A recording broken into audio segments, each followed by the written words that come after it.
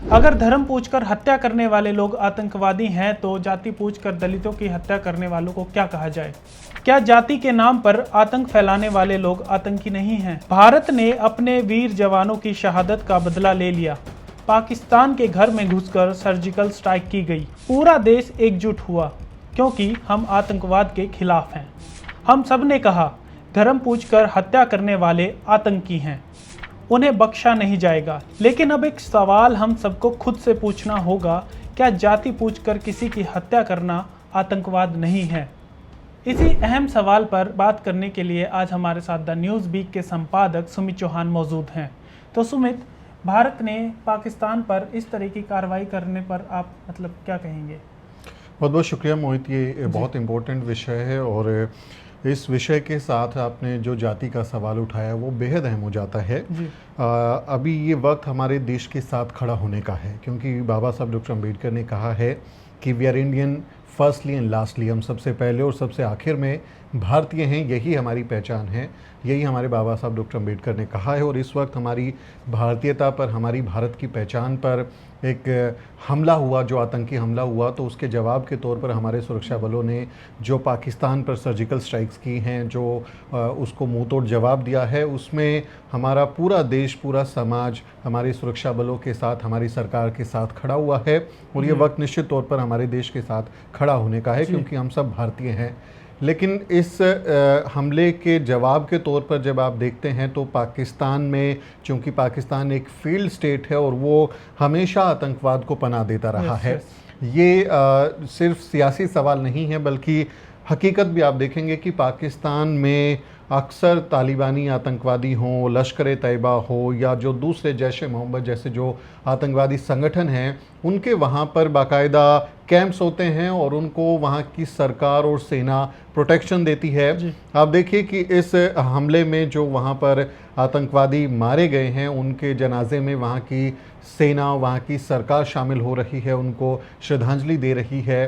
तो ये दिखाता है कि कहीं ना कहीं पाकिस्तान आतंकवाद का अड्डा है और वहाँ जो आतंकी पलते हैं वो फिर भारत में या दुनिया के अलग अलग मुल्कों में जाकर वहाँ पर आतंकी गतिविधियों को अंजाम देते हैं। आप सब जानते हैं कि जो वहाँ पर ओसामा बिन लादेन था, वो पाकिस्तान में पकड़ा गया, उसको अमेरिका ने उसको वहाँ पर सज़ा दी। तो वो अपने आप में सबूत है कि वहाँ पर पाकिस्तान में आतंकी को सरकार का समर्थन है, और हम इसको स्टेट स्पॉन्सर्ड टेररिज्म कहते हैं कि जो पाकिस्तान की स्टेट है, सरकार है, वो इस आतंकवाद को बढ़ावा देती है। और जिस तरह से पहलगाम में हमला हुआ, वो निश्चित तौर पर एक आतंकी हमला ऐसा था जिसको हमेशा याद किया जाएगा कि कितनी बर्बरता के साथ लोगों को वहाँ पर कत्ल किया गया, और ये उन लोगों का धर्म पूछा गया, उनकी धार्मिक पहचान की गई और फिर उनको उस तरह से मौत के घाट उतार दिया गया। ये निश्चित तौर पर निशब्द कर देने वाला है, हमारे लोगों को परेशान कर देने वाला है। और उसके एवज में जो ऑपरेशन सिंदूर हमारी सेनाओं ने चलाया, वो काबिल तारीफ़ है और हम सब उनके साथ खड़े हुए हैं।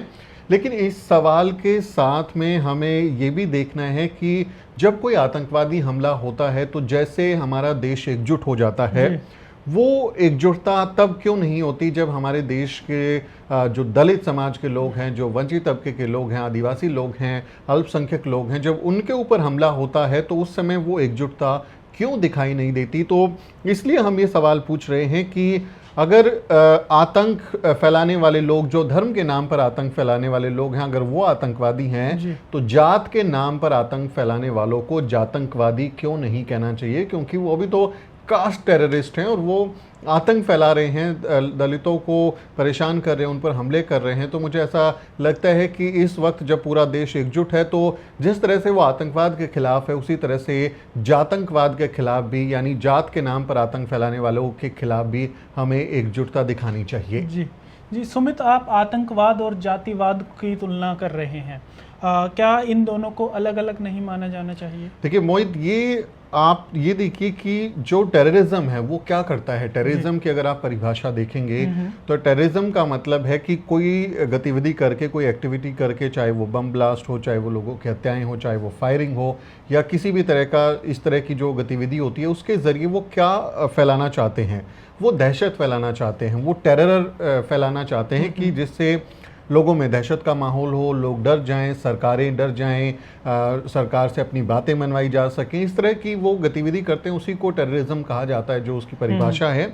अब जैसा कि मैं जिक्र कर रहा था कि जब आप इस परिभाषा को जाति के नाम पर होने वाले अत्याचारों के संदर्भ में देखेंगे तो आपको समझ में आएगा कि जो जातिवादी लोग हैं, जो मनुवादी लोग हैं, वो जब किसी दलित व्यक्ति पर हमला करते हैं तो वो सिर्फ उस एक दलित व्यक्ति पर हमला नहीं होता, बल्कि वो पूरे समाज को डराने के लिए हमला होता है, पूरे समाज में दहशत फैलाने के लिए वो हमला होता है। आप देखिए कि जब किसी बच्चे को मूंछ रखने पर मार दिया जाता है तो वो एक मैसेज दिया जाता है पूरे दलित समाज को कि तुम्हारी औकात नहीं है कि तुम मूंछ रख सको, तुम मूंछ मत रखो, अगर रखोगे तो तुम्हें मार दिया जाएगा। तो ये क्या कास्ट टेररिज्म नहीं है? क्या इसको हम टेररिज्म नहीं मानेंगे? ये लोगों को दहशत में डालने के लिए है।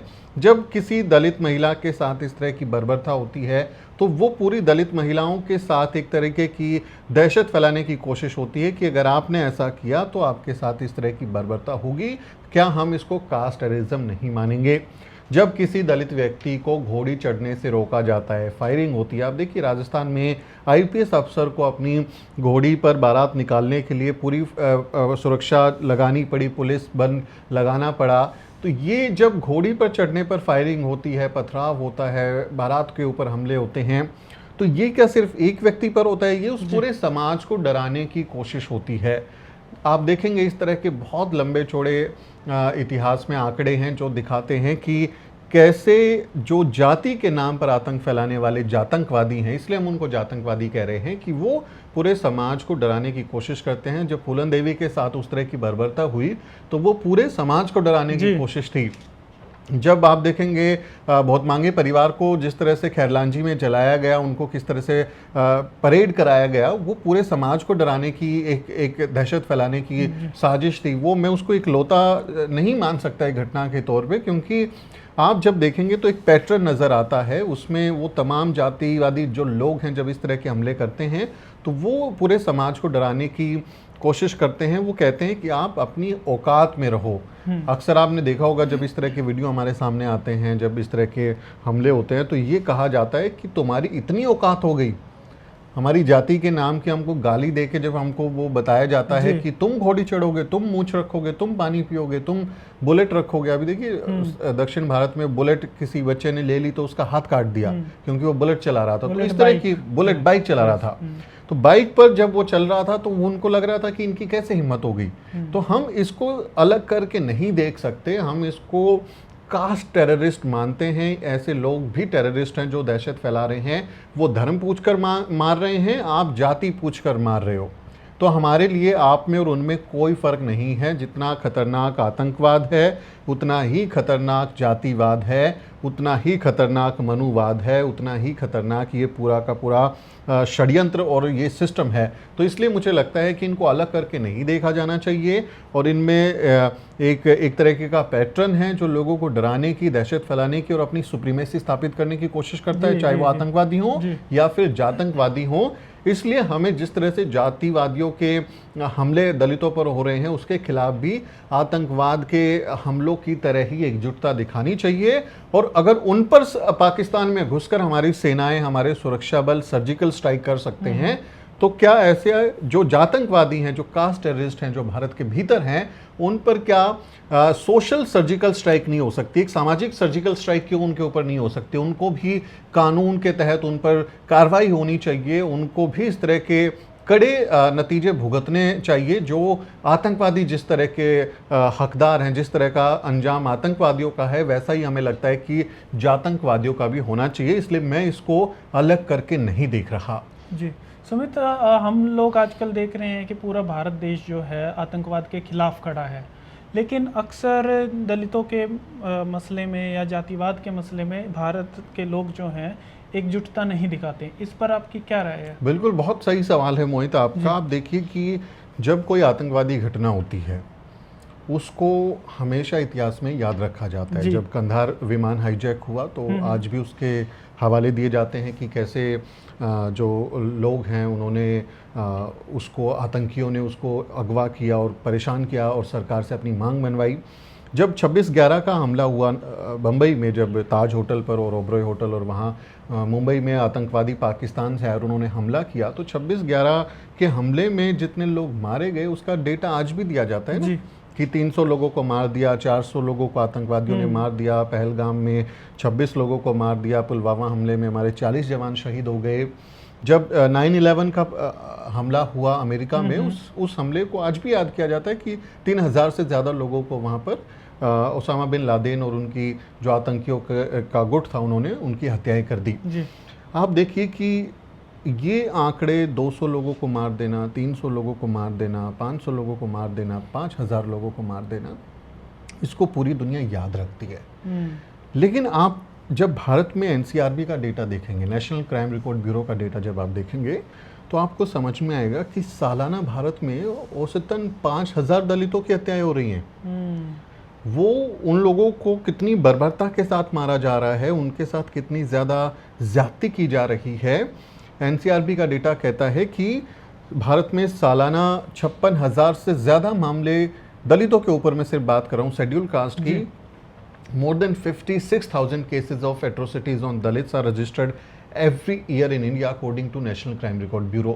तो आप देखिए, वो जब हमले हो रहे हैं तो उसमें जो घायलों की संख्या है, मृतकों की संख्या है, उसको हमेशा याद किया जाता है। तो हम क्यों इस डेटा को अपना नज़रअंदाज कर देते हैं, अपनी आंखें बंद कर लेते हैं, जिसमें हज़ारों दलितों की मौत हो रही है, उनको मारा जा रहा है, इसके बारे में कोई बात क्यों नहीं हो रही। ये सवाल इम्पोर्टेंट हो जाता है कि अब अगर वो आतंकवादी हमारे 20 लोगों को मारते हैं और हमारे यहाँ पर 200 या 2000 दलितों की हत्याएं हो रही हैं, तो उस पर आप चुप्पी क्यों साध लेते हैं। ये बहुत इम्पोर्टेंट सवाल हैं। जैसा कि हम जिक्र कर रहे थे कि हम सब भारतीय हैं, भारतीय होना हमारी सबसे बड़ी पहचान है। हमारा संविधान, हमारा कानून, हमारा देश, हमारा मुल्क, हमारा तिरंगा झंडा, यही हमारी पहचान है। आप जाति धर्म के आधार पर कैसे पहचान रख सकते हो, तो ये उनके लिए एक ज़रूरी सवाल हो जाता है। ये हमारे देशवासियों के लिए भी सवाल है, जो लोग न्याय में यकीन रखते हैं, जो समानता में यकीन रखते हैं, कि आपकी ये प्रोग्रेसिवनेस उस समय क्यों नहीं होती जब दलितों के ऊपर इस तरह के अत्याचार होते हैं। क्या सिर्फ एक हमला हो जाना, आतंकवाद को उसके बारे में जिक्र करना और एकजुटता हो जाना ही काफ़ी होगा हमारे देश को बेहतर बनाने के लिए? मुझे ऐसा नहीं लगता। आपको हर मोर्चे पर एकजुट होना पड़ेगा। आप दलितों को दंगों के वक्त हिंदू मान लें और जब दंगे खत्म हो जाएं तब फिर उनसे अछूत व्यवहार करने लगे, उनको फिर से दलित मानने लगे, तो ये आपकी दोगली मानसिकता को दिखाता है। आपको सोचना पड़ेगा कि ये देश हमारा है, इस देश को बेहतर बनाने के लिए हमें एकजुट होकर काम करना है। हमें देश में जातिवाद, नफरत, सांप्रदायिकता, लैंगिक भेदभाव, भाषा या किसी खान पान, किसी भी आधार पर भेदभाव को हम जायज़ नहीं ठहरा सकते। हम उस जो एक सुप्रीमेसी वाले जो फासिस्ट आइडियोलॉजी है उसको जायज़ नहीं ठहरा सकते। संविधान हमारा डॉक्यूमेंट है, हमारे देश के कानून, हमारे देश की संसद हमारे लिए सबसे बड़ा सर्वोपरि लोकतंत्र का मंदिर है। हमें उसकी रक्षा करनी है, हमें अपने समाज को बेहतर बनाना है। इसलिए जैसे हमारा देश आज आतंकवाद के खिलाफ एकजुट है, वैसे ही जाति के आधार पर जातंकवादी जो जात के नाम पर टेरर फैलाते हैं, जो कास्ट टेररिस्ट हैं, उनके खिलाफ भी आपको एकजुट होना होगा। और ये सवाल मोहित उन जाति की पंचायतों से भी है जो अपनी जात के आरोपियों के पक्ष में खड़े हो जाते हैं। हमने हाथरस में देखा, पंचायतें हुई, आरोपियों को बचाने के लिए सरेआम जो है ऐलान किया गया, उनके लिए फंडिंग की गई। हमने पाली में देखा, जहां हमारे बच्चे को मटका छूने पर मार डाला गया और फिर उसके खिलाफ किस तरह से पंचायतों ने, अपनी जाति के संगठनों ने उसको प्रोटेक्ट किया और उसमें सारी मदद की। तो ऐसी जाति के संगठनों से, जाति के पंचायतों से, खाप पंचायतों से भी हमें ये सवाल करना चाहिए कि आप हमारे देश को कैसा बनाना चाहते हैं। क्या आप अपनी जाति की श्रेष्ठता चाहते हैं? आप बाकी जाति के लोगों को भारतीय नहीं मानते? आप जब फेलो सिटीजन्स के साथ में इस तरह का व्यवहार कर रहे हैं तो आपके ऊपर भी सवालिया निशान लगेगा। क्यों आप अपने जाति के अपराधियों का बचाव करते हैं? क्यों आप अपनी जाति के अपराधियों को जाति से बाहर क्यों नहीं करते? आप हमारा हुक्का पानी बंद कर देते हैं। अभी देखिए हरियाणा में वाल्मीकि समाज के लोगों का हुक्का पानी बंद कर दिया, वो बेचारे बहुत दूर से पानी ला रहे हैं। जो आरोपी आपकी जाति के दुष्ट जो लोग हैं जो कि दलितों पर अत्याचार करते हैं, आप उनका हुक्का पानी बंद क्यों नहीं करते? आप उन्हें अपनी जाति से बाहर क्यों नहीं करते कि ऐसे खराब लोगों से हमारा कोई रिश्ता नहीं है? तो ये आप पर भी सवालिया निशान है कि आप ऐसा क्यों नहीं कर रहे। आपको देश में सबके साथ समानता का व्यवहार करना चाहिए, और जब तक दलित वंचित समाज को आप अपने साथ नहीं रखेंगे, आप अपनाएंगे नहीं, तब तक हमारा देश कैसे तरक्की करेगा? ये सवाल आप लोगों के सामने। इसलिए मुझे लगता है कि एकजुटता होनी चाहिए। आतंकवाद तो कभी कभी की घटनाएं हैं, लेकिन जाति के नाम पर अत्याचार, एनसीआरबी का डेटा कहता है कि हर रोज 150 से ज़्यादा दलित एट्रोसिटीज़ के मामले हमारे देश में दर्ज होते हैं।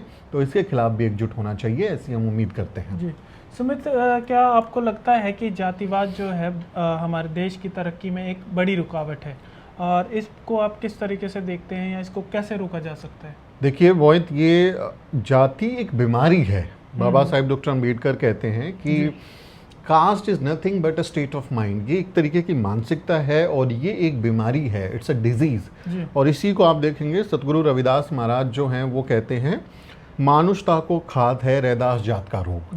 तो वो इस जाति की बीमारी को रोग कहते हैं, बीमारी कहते हैं, और बाबा साहब डॉक्टर अम्बेडकर भी इसे बीमारी बताते हैं।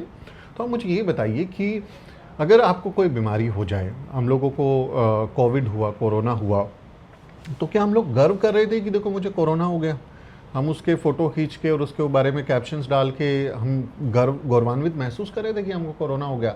अगर किसी को कैंसर हो जाए तो क्या वो व्यक्ति उस पर गर्व करेगा कि देखो मुझे कैंसर हो गया? तो जिस बीमारी से आप ग्रसित हैं, आप उस बीमारी पर गर्व नहीं कर सकते। बीमारी का इलाज कराया जाता है, बीमारी पर गर्व नहीं किया जाता। जाति एक बीमारी है और जाति पर गर्व करने वाले लोग बीमार हैं।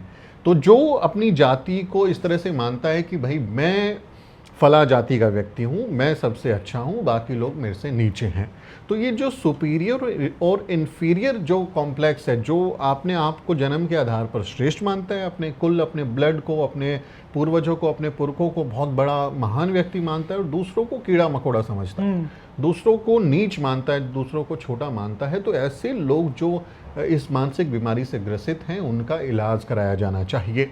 अब इसमें क्या इलाज हो सकता है, जैसा आप पूछ रहे हो कि भाई ये कैसे ठीक हो सकता है? देखिए, जो बीमार होते हैं उनको कभी कभी कड़वी दवाई देनी पड़ती है, इंजेक्शंस लगाने पड़ते हैं। तो ये इंजेक्शन क्या हो सकते हैं? ये इंजेक्शन भारत में जो हमारे कानून हैं उनका पालन कराकर ये इंजेक्शन इनको दिए जा सकते हैं। SC/ST prevention of atrocities act हमारे देश में, सिविल राइट्स के लिए सिविल राइट एक्ट है। हमारे जो अभी नए कानून IPC को रिप्लेस करके BNS और बाकी जो कानून आए हैं उसमें प्रावधान है। हमारे देश का संविधान है। अगर इसको सही से लागू किया जाए, क्योंकि एक बात होती है कि आप सुधर जाएं, और अगर आप नहीं सुधर रहे तो फिर आपको डंडे का डर दिखा के सुधारा जाता है, जिसको हम कानून का राज कहते हैं।